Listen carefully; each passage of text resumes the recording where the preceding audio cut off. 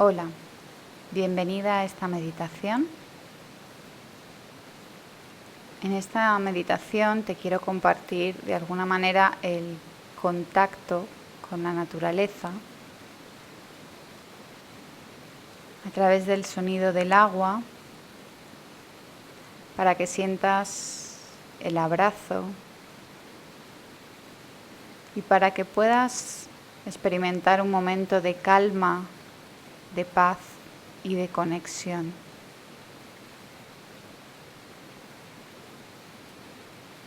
Es importante que realices la meditación en una postura cómoda para ti.